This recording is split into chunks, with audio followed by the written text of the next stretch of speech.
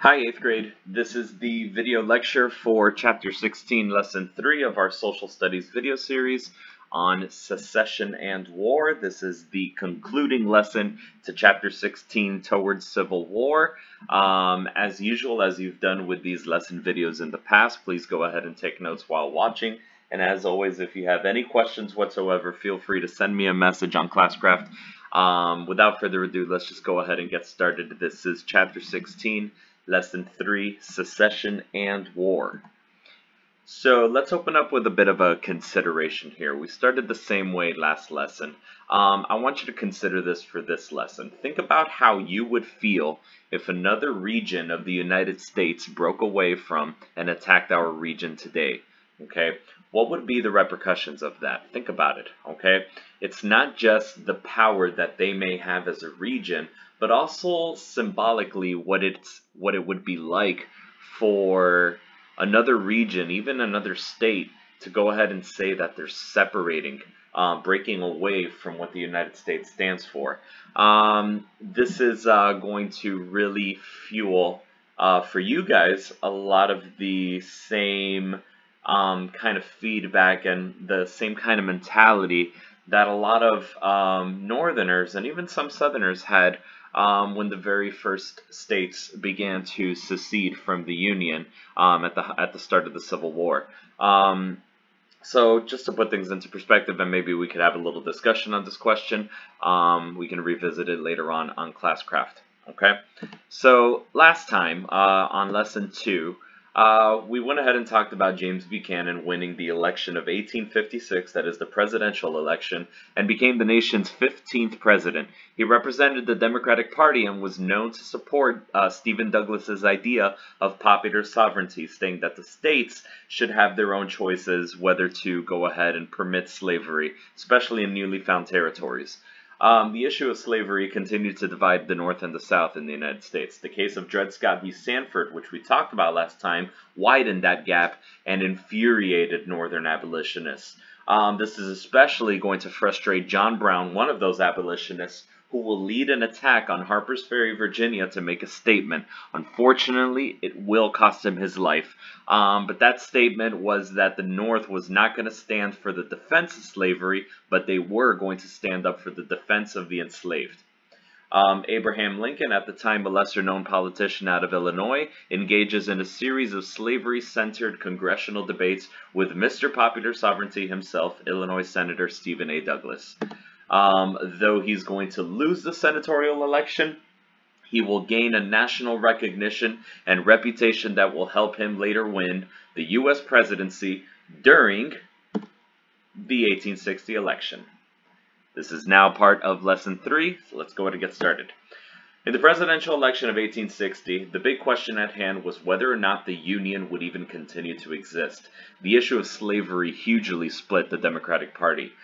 We had Northern Democrats who supported Douglas's idea of popular sovereignty. In fact, they nominated Stephen Douglas as their candidate for the Democratic Party for the presidential election of 1860. On the other hand, Southern Democrats vowed to uphold slavery. They wanted to keep slavery in every state that would be founded, and their candidate was Congressman John C. Breckinridge out of the state of Kentucky. Moderates, which were those who partially agreed on both sides, you know, the happy middle, stood in the middle, from the North and the South, went ahead and formed their own party. They formed what was called the Constitutional Union Party.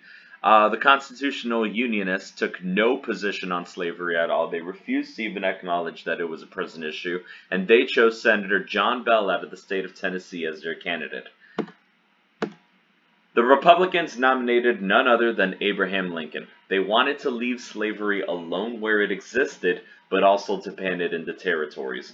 Remember, Douglas did accuse Lincoln of wanting African Americans to be fully equal to whites. However, Abraham Lincoln went ahead and stood by the fact, saying no, it's not that he wanted complete equality, it's that he did recognize that African Americans did reserve particular freedoms the same way that certain white folk would be entitled to the same kinds of freedoms. White Southerners, however, continued to fear that a Republican victory would promote slave revolts as well as interfere with slavery.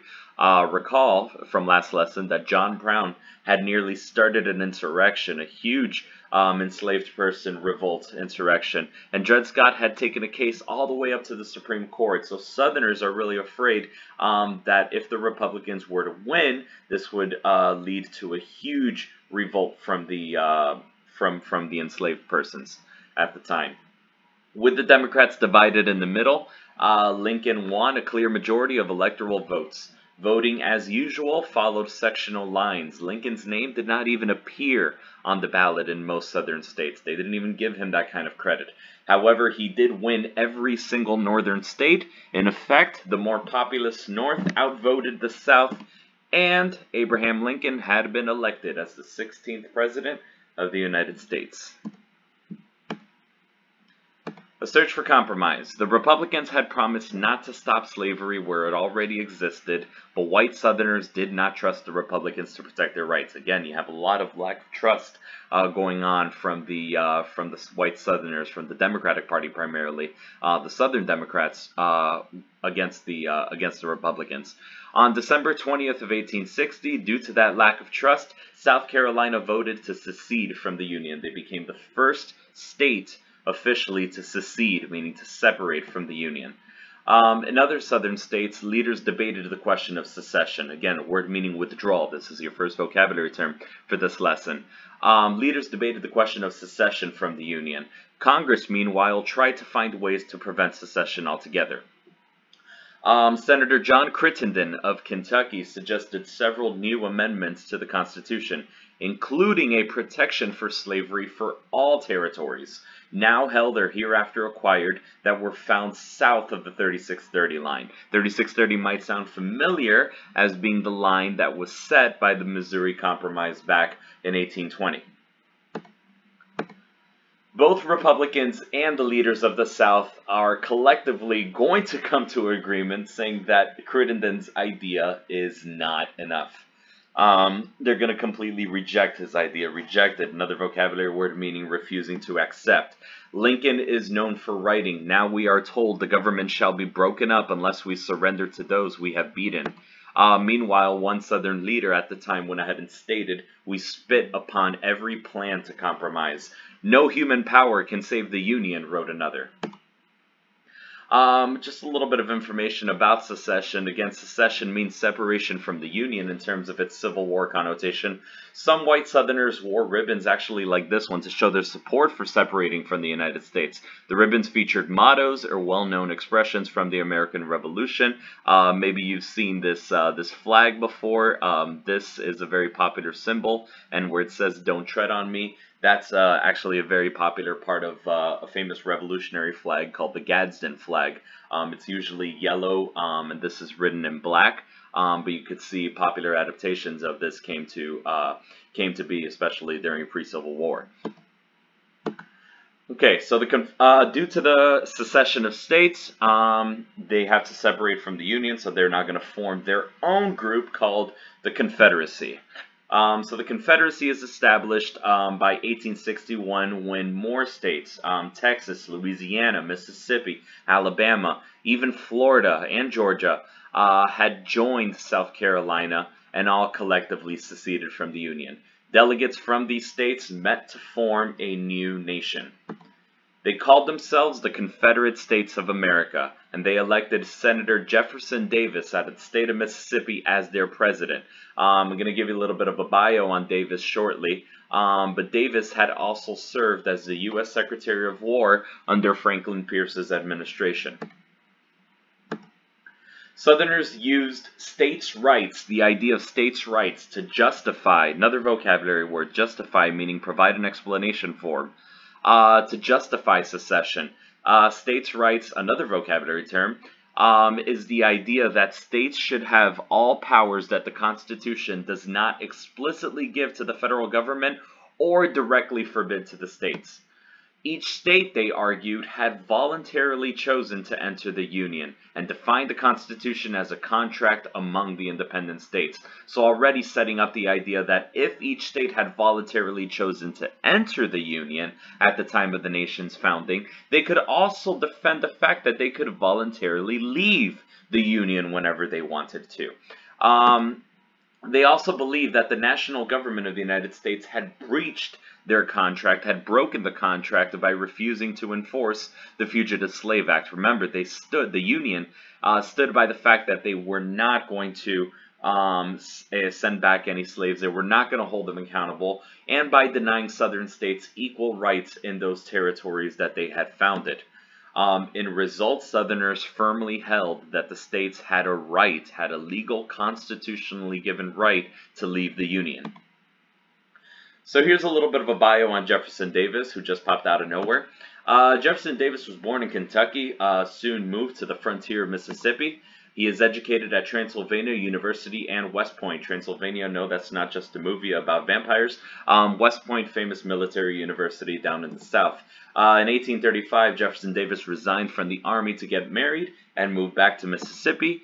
10 years later, in 1845, he's elected to Congress, but leaves to command a regiment during the Mexican War. He's elected to the United States Senate as Senator of Mississippi in 1848. He supports extending slavery in Western territories and restoring the slave trade.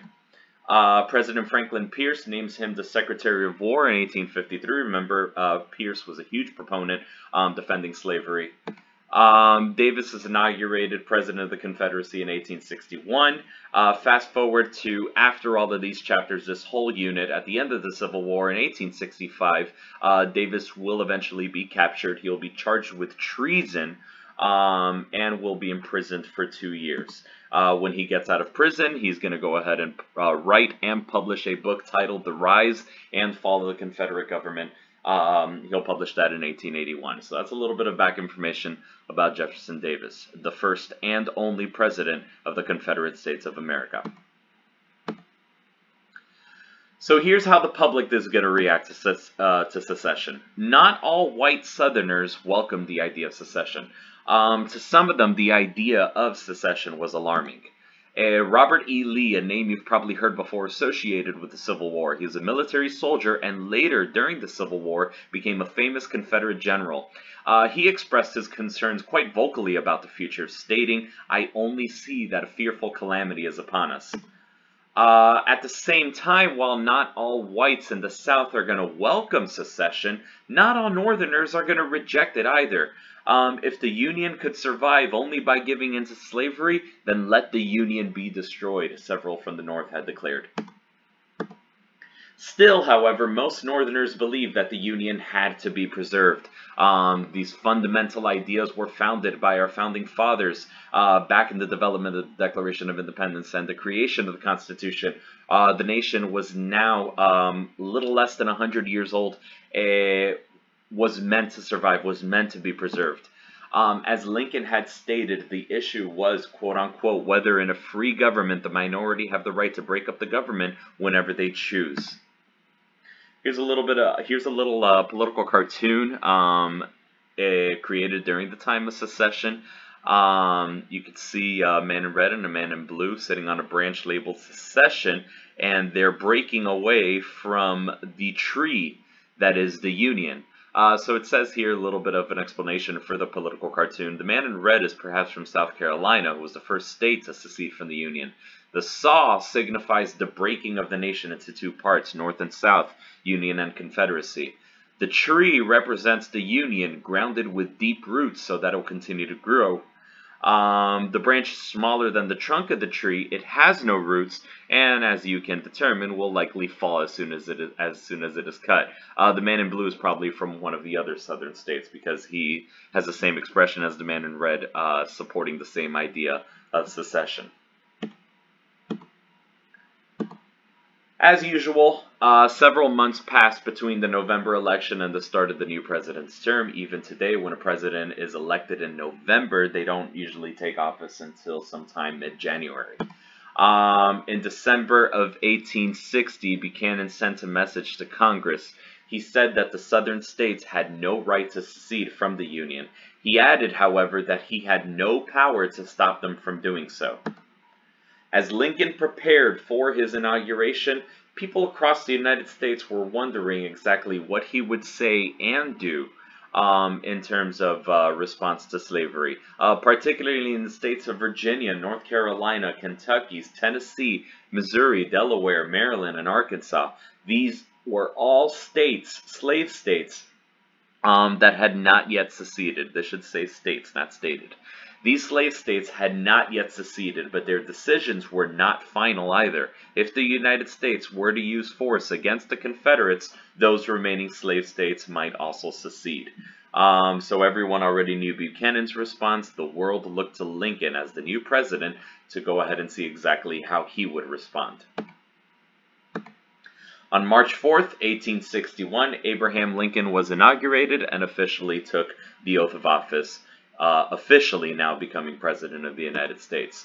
In his first inaugural address, Lincoln spoke to the seceding states directly. He stated that not only could he not allow secession, but he also vowed to hold federal property in the South, including a number of forts and military installations, and asserted that he would enforce the laws of the United States. So basically telling the South, look, it's cute and all what you're doing, but I'm going to stand by what the United States was built upon, and I'm going to defend the laws of the United States.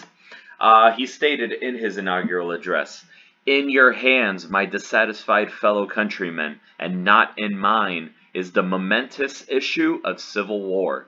The government will not assail you. You can have no conflict without being yourselves the aggressors. We are not enemies, but friends. We must not be enemies. Though passion may have strained, it must not break our bonds of affection." Basically, in simple terms, telling the South, you know, the only way war is going to happen, the only way we're going to break out into battle is if you actually start the war. We are not going to assail you. We are not going to have conflict without you being the aggressors. So Lincoln refused to actually engage in battle with the South. He was going to let the South go ahead and start things on their own. Let's go ahead and wrap up section 1, the election of 1860, with a comp check question. What was John Crittenden's proposal to save the Union?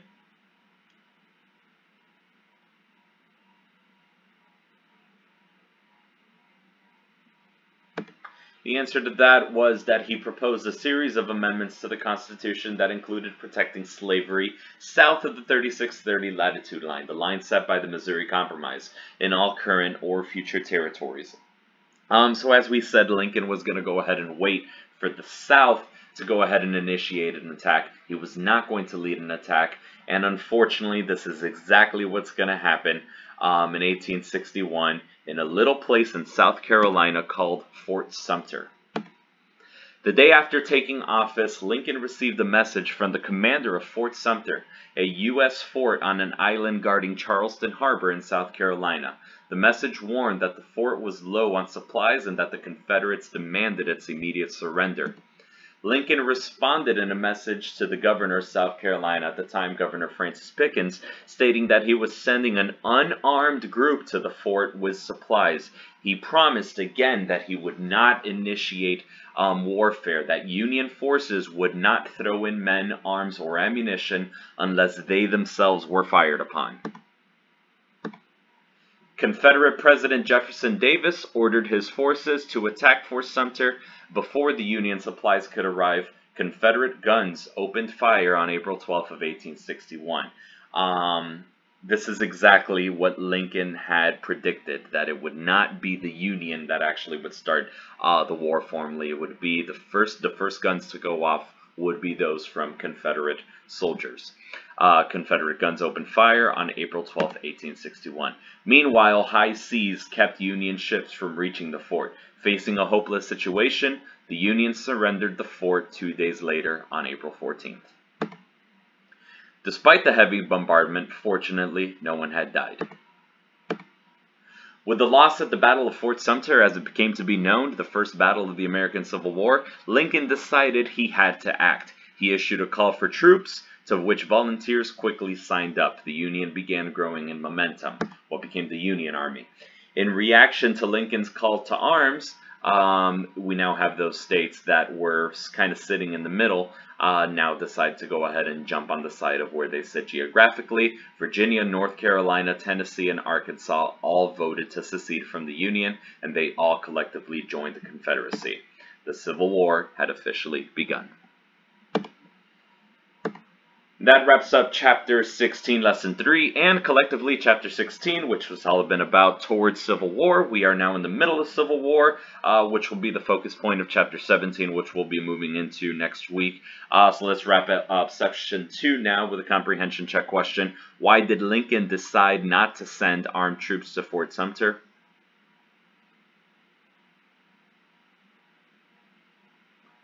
And as we've been covering thus far, this was primarily because he did not want to be the one to start a war. He let the Confederacy make that decision to begin the conflict. And kind of to wrap up Chapter 16, here's a little events timeline that'd be very important for you to go ahead and take note of. So take a picture of this timeline, kind of commit it to memory.